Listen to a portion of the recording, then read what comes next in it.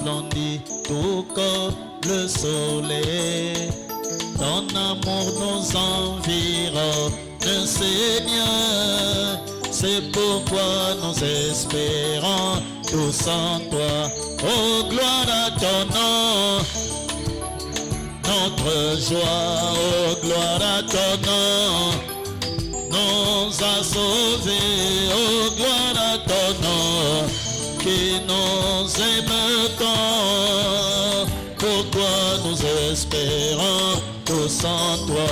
Oui, gloire à ton nom, Seigneur, notre joie. Oh, gloire à ton nom, qui nous a sauvés. Oh, gloire à ton nom, qui nous aime tant.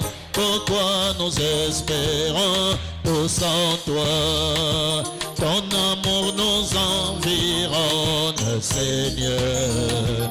Ta gloire resplendit tout comme le soleil. Ton amour nous environne, Seigneur. C'est pourquoi nous espérons tous en toi. Oh, gloire à ton nom, Seigneur, notre joie. Oh, gloire à ton nom, nous a sauvés. Oh, gloire à ton nom, qui nous aime tant. Pourquoi nous espérons tous en toi. Tu n'as rien caché à ton épouse. Les mystères de Dieu sont tous accomplis. Nous voyons le septième sceau révélé. C'est pourquoi nous attendons le départ. Oh, gloire à ton nom. Pour ceux qui de joie. Oh, gloire à ton nom. Il nous a sauvés. Oh, gloire à ton nom. Il nous aime tant. Pourquoi nous espérons tous en toi. Tu n'as rien caché à ton épouse. Les mystères de Dieu sont tous accomplis. Nous voyons le septième sceau révélé. C'est pourquoi nous attendons le départ. Oh, gloire à ton nom, notre joie. Oh, gloire à ton nom, qui nous a sauvés. Oh, gloire à ton nom, qui nous aime tant. Pourquoi nous espérons tous en toi. Je t'ai éloigné de ta parole. Tu m'as envoyé ton saint prophète. Je t'ai éloigné de ta parole. Tu m'as envoyé ton saint. Comment on ne pourrait te louer, toi mon Jésus. Tu as fait pour moi, oui pour moi, toujours été mort en secours, pas que l'ennemi me combat. J'étais terrassé par la maladie, tu as compati, tu m'as guéri. J'étais terrassé par la maladie, tu as compati, tu m'as. Comment, amen, et je te loue, toi mon Jésus. Tu as fait pour moi, oui pour moi. T'aurais mort en secours, mon secours. L'ennemi me combat. J'étais sans aucune consolation. Tu m'as rempli de ton Saint-Esprit. J'étais sans aucune consolation. Tu m'as rempli de ton Saint. Comment, amen, et je te loue, toi mon Jésus, que tu as fait pour moi. Tu as toujours été mon secours, toi que l'ennemi me combat. J'étais prêt à tomber en enfer. Tu m'as montré le chemin du ciel. J'étais prêt à tomber en enfer. Amen. Tu m'as montré le chemin. Comment pourrais-je te louer, toi mon Jésus, que tu as fait pour moi, oui pour moi. Tu as toujours été mon secours, pas que l'ennemi me... Comment pourrais-je te louer, toi mon Jésus, pour tout ce que tu as fait pour moi, oui pour moi. Tu as toujours été mon secours, que l'ennemi me combat. Que Dieu bénisse notre conduite.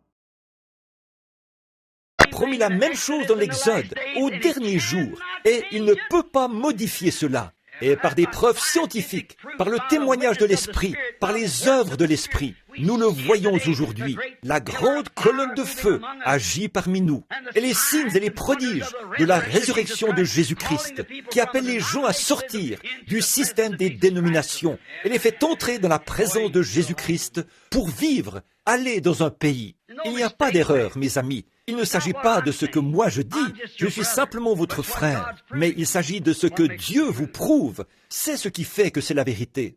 La même colonne de feu qu'il a utilisée les deux autres fois, il l'a amenée parmi vous aujourd'hui et on a apporté la preuve scientifique. Comme vous le savez, le magazine Life en a parlé le mois passé, là-bas. Là où combien étaient ici et m'ont entendu parler de ça, de ce qui s'est passé avant que cela se produise. Presque tout le monde dans l'église, je pense. Voilà, c'est ça.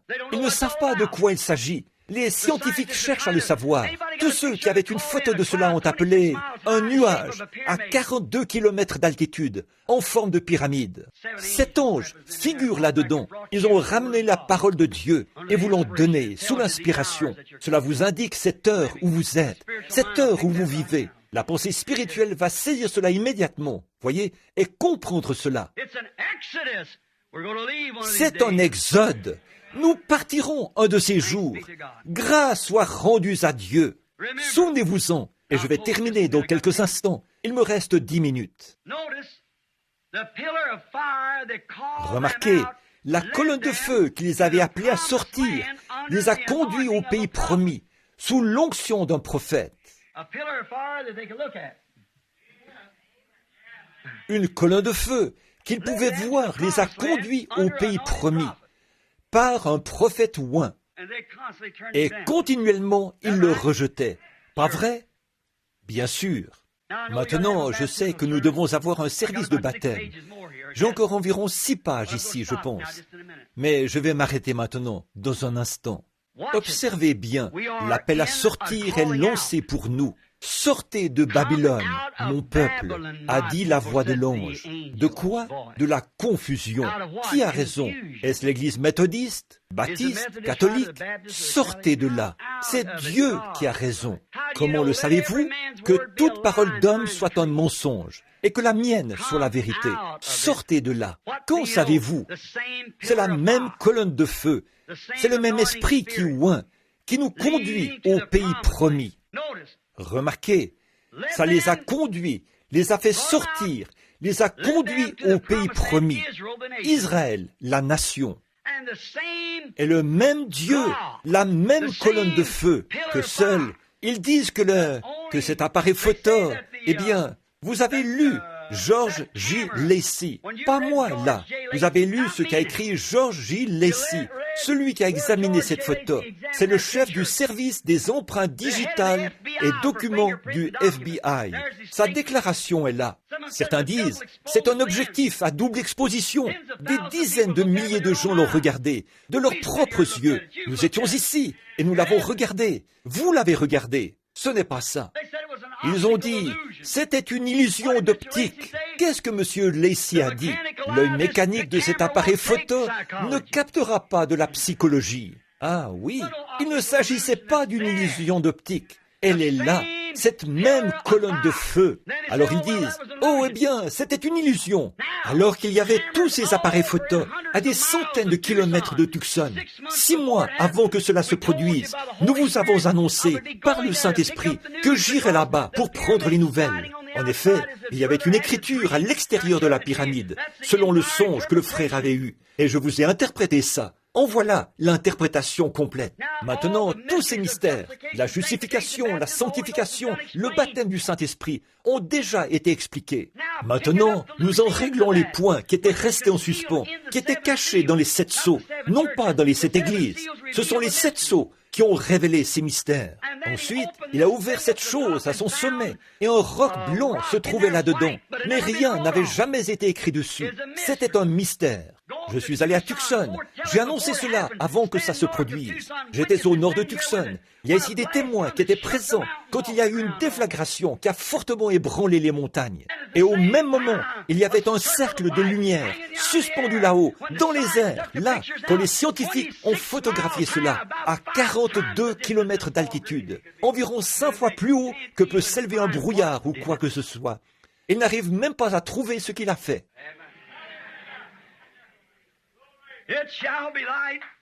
Vers le soir, la lumière paraîtra. Le sentier de la gloire, là, tu le trouveras. Si vous êtes élus, si cette semence tombe sur des terres sèches ou sur des pierres, elle ne produira jamais rien. Des cœurs durs, des cœurs de pierre qui veulent être indifférents. Mais si elle tombe sur la terre molle et riche de la foi, elle produira un chrétien qui portera les fruits de l'esprit. Remarquez comment Dieu s'y est pris. Maintenant, il a cette même colonne de feu. Elle est confirmée. Quelqu'un a dit, pourquoi n'allez-vous pas en parler à ces scientifiques? Pensez-vous qu'ils pourraient croire cela? Ne jetez pas vos perles devant les pourceaux. Jésus a dit de ne pas le faire. Je ne me sens pas conduit à le faire. Pourtant, j'habite dans cette même ville où ils cherchent des explications. J'ai eu l'idée d'y aller. Le Saint-Esprit a dit, reste à l'écart. Cela ne leur est pas destiné. Retourne le dire au tabernacle. Très bien. Et il arrivera, si ce qu'ils disent arrive, alors souvenez-vous, c'est moi qui ai parlé, dit le Seigneur. Voyez-vous, avant que cela arrive, et ça arrive, écoutez la Bible, la voix de Dieu qui vous appelle en ce jour-ci. Maintenant, je veux que vous remarquiez, cette même colonne de feu conduit de nouveau les gens au pays promis, le millénium.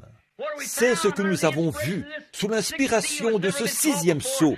Ça n'a jamais été enseigné auparavant, qu'il faut que la terre soit purifiée pour le millénium. La colonne de feu est en train de les conduire à un millénium. Et remarquez, la colonne de feu qui a conduit l'Israël libéré de la servitude, dans cet exode-là, la colonne de feu sous la conduite de Dieu. Dieu était le feu, et la colonne de feu n'a oint que le prophète. La colonne de feu devait servir de témoin céleste que Moïse avait été appelé à sortir. Vous vous souvenez de Dathan et des autres qui ont dit, « Eh bien, nous devrions commencer une organisation. Moïse, tu en prends trop sur toi. Tu essaies de dire que tu es le seul saint parmi nous. Toute l'assemblée de l'Éternel est sainte. Comment peux-tu prendre ça sur toi ?» Alors Moïse est tombé la face contre terre et il s'est mis à pleurer. Dieu a dit, « Sépare-toi de lui. Je vais ouvrir la terre et l'engloutir. » Un type. Comment Moïse leur avait dit qu'il répétait ce que Dieu avait dit. Et Dieu confirmait que c'était la vérité. Mais Marie, la prophétesse elle-même, et Aaron s'étaient moqués de Moïse pour avoir épousé cette jeune fille éthiopienne. Ils s'étaient moqués de lui. Et Dieu s'est mis en colère. Ils avaient parlé contre son serviteur. Qu'est-ce qu'il a fait? Il les a appelés à l'entrée de la tente. Et pourtant, Marie était une prophétesse. Mais Moïse était plus qu'un prophète. Plus qu'un prophète. Il a dit, « Ne craignez-vous pas Dieu? Lorsqu'il y aura parmi vous un prophète, c'est dans des visions que moi, l'Éternel, je lui parlerai. Et c'est dans des songes que je me ferai connaître à lui. » Mais, a-t-il dit, pas Moïse. Il a dit, « Ne craignez-vous pas Dieu ?» Et elle était à moitié morte, frappée de lèpre à l'instant même. Vous le savez. N'a-t-il pas dit, Jean-Baptiste, êtes-vous allé voir un prophète? Oui, plus qu'un prophète. Pourquoi? Pourquoi était-il plus qu'un prophète? Il était le messager de l'Alliance, la voûte qui reliait ces deux dispensations. Et aujourd'hui, ce que nous avons parmi nous, ce glorieux Saint-Esprit, est plus qu'un prophète. C'est Dieu manifesté parmi nous. Sa parole est là pour le prouver. Il en fait plus qu'un prophète, 1000 fois plus que ce que font les prophètes. Élie, l'un des plus grands prophètes de l'âge, n'a fait que 4 choses surnaturelles dans toute sa vie de plus de 80 ans. Et Élisée, avec une double portion, en a fait 8. Et nous en voyons des milliers de nos propres yeux. Nous voyons l'ange du Seigneur dans une colonne de feu. La recherche scientifique apporte ça au monde, sachant qu'ils vont être jugés par elle. Qu'est-ce que cet agneau a fait? Cet ange du Seigneur, qui était Christ. Le croyez-vous? Jean 6. Ils buvaient tous cette eau, se payaient du bon temps et se réjouissaient. Il a dit, « Je suis le pain de vie qui est descendu du ciel, d'auprès de Dieu. Je suis ce rocher qui était dans le désert. » Ils ont dit, « Maintenant nous savons que tu es fou. Tu es fou. Tu es un démon, toi. Tu es un fou. Tu es un démon. » Vous savez, les gens qui ont un esprit sur eux, parfois ils deviennent très actifs, religieux. Ils ont dit, tu es un démon. Toi, tu es un démon. Tu es un samaritain. Et toi, tu es un démon. Ils ont dit, et là, tu n'as même pas plus de 50 ans et tu dis que tu as vu Abraham? Je peux le voir reculer de quelques pas. Il a dit, je suis celui qui suis. Avant qu'Abraham fût, je suis. Ça, c'était un feu ardent. Cette colonne de feu dans le buisson. Quand il est mort et qu'il est ressuscité le 3e jour, Saul l'a rencontré en route. Il était redevenu cette colonne de feu. Il avait dit, « Je suis venu de Dieu et je vais à Dieu. » Quand Pierre était en prison, cette colonne de feu est entrée, a ouvert les portes et l'a fait sortir. C'est vrai. Où est-ce que cette colonne de feu les a conduits? Or, souvenez-vous, Moïse n'était pas la colonne de feu. Il était le conducteur oint sous cette colonne de feu. Et la colonne de feu confirmait simplement son message par des signes et des prodiges. Et cette colonne de feu les a conduits au pays que Dieu leur avait promis, où un jour, lui-même, il se ferait chair parmi eux. Pas vrai? Qu'est-ce qu'ils ont fait? Ils ont murmuré, se sont agités et tout, pour montrer que c'était sous le sang d'un agneau ordinaire.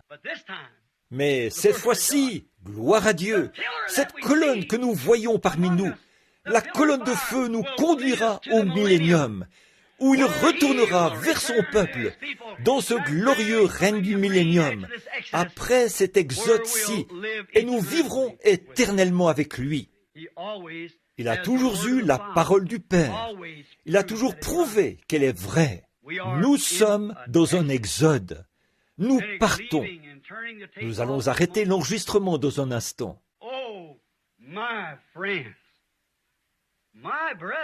Oh, mes amis, mes frères, à ceux qui sont ici et à ceux qui écouteront les bondes, je vais, en tant que votre frère et citoyen du royaume de Dieu, entrer dans cet exode, car tous ceux qui seront restés porteront la marque de la bête. Sortez de Babylone, sortez de cette confusion, sortez de ces systèmes et servez le Dieu vivant. Que ce grand ange de l'Alliance, Jésus-Christ, existant en forme de Dieu, n'a point regardé comme une proie arrachée d'être égal avec Dieu. Maintenant, il est une colonne de feu, sous la même forme qu'il avait à cette époque-là, quand il a introduit ce premier exode, quand il a introduit le deuxième exode, et le voici avec le troisième exode. Au premier exode, qu'est-ce qu'il a fait? Il les a fait sortir d'un pays naturel pour un pays naturel. Au deuxième exode, il les a fait sortir d'un état spirituel à un baptême spirituel du Saint-Esprit. Il les ramène maintenant du baptême spirituel du Saint-Esprit au pays éternel du millénium et du glorieux au-delà. La même colonne de feu par le même système oint, le même Dieu qui fait les mêmes choses. Et la même parole qui annonçait le premier a annoncé le deuxième. La même parole qui annonçait le deuxième a annoncé le troisième. Et voici que nous voyons cela parmi nous. Sortez! Oh, sortez de ce chaos! Venez au Dieu vivant! Venez à la parole! Et la parole a été faite chair et a habité parmi nous. Et maintenant, il est dans notre chair. Il habite parmi nous. Sortez et servez le Dieu vivant pendant que nous inclinons la tête.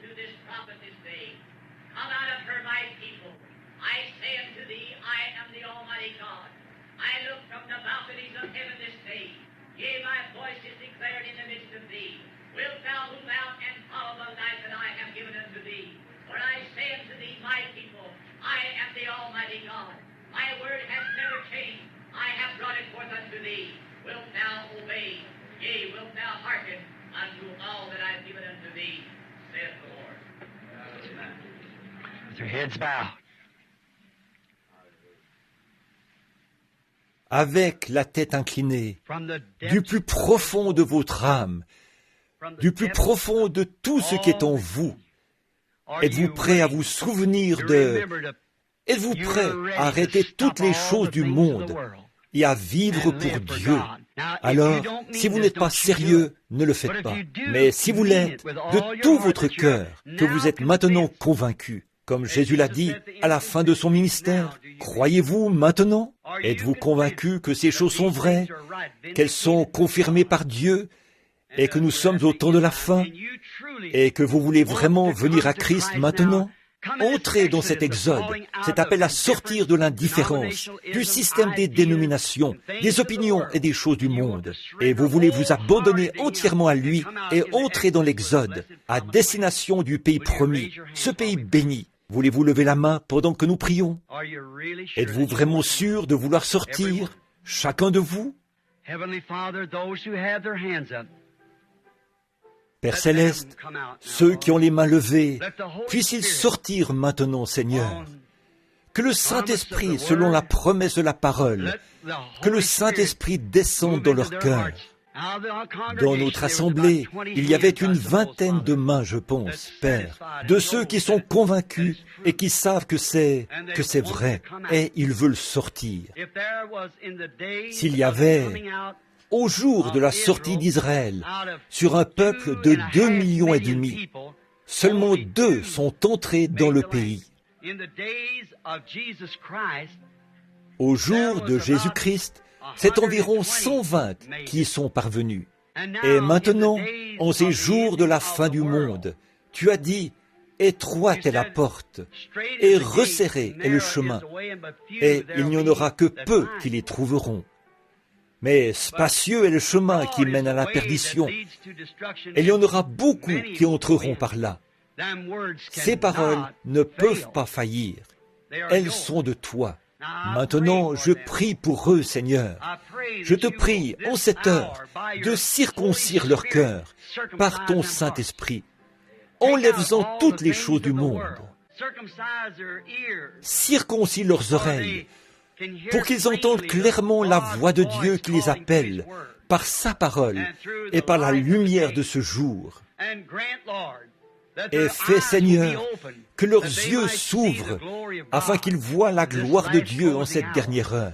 Tu as dit, tous ceux que le Père m'a donnés viendront, et je les ressusciterai au dernier jour. Seigneur, peut-être qu'il y en a beaucoup ici qui ne comprennent pas encore. Je te prie de traiter avec eux et de leur donner une autre occasion, Seigneur, afin qu'ils puissent comprendre. T'entendre parler à travers ta parole, leur prouver que c'est toi-même. Aussi nous as-tu parlé avec une voix surnaturelle, suivie d'une interprétation, qu'ils voient tes grandes œuvres qui prouvent que c'est vrai, conformément à la Bible.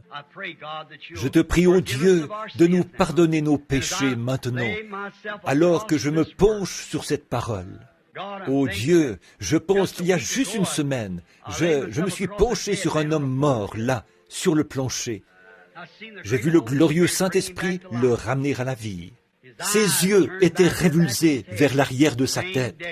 Il était couché, mort. Après quelques petits mots pour invoquer ton nom, je l'ai vu vivre. Il est ici aujourd'hui, encore en vie. Seigneur, tu es le même Dieu comme la fois où Paul s'est penché sur ce jeune garçon qu'il avait écouté prêcher si longuement, ce jeune homme qui était tombé de la fenêtre. Tu es le même Dieu qui peut rendre la vie. Nous te remercions, Père. Puisse l'incrédule peut ne pas croire, mais nous croyons, Seigneur. Pour nous, tu as fait tes preuves.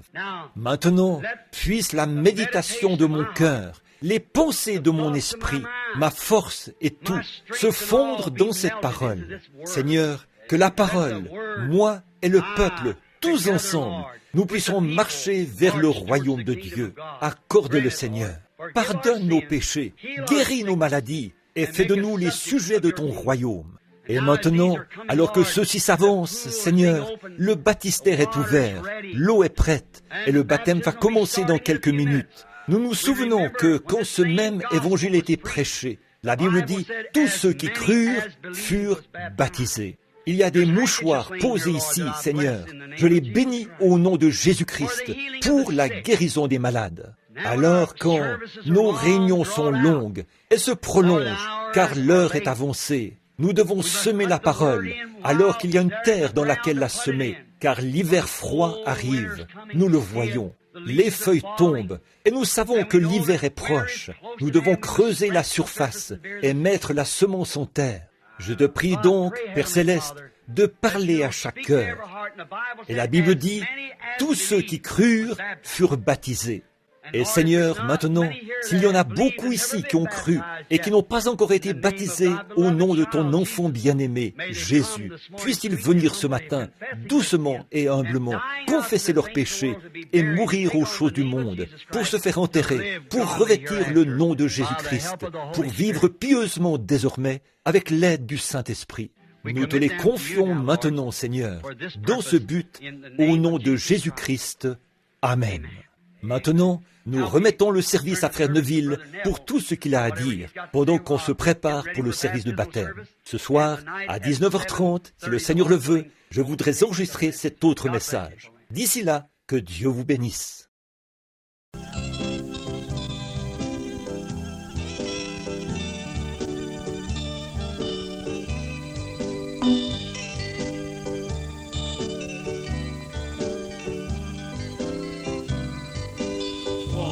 Le nom de Jésus avec toi.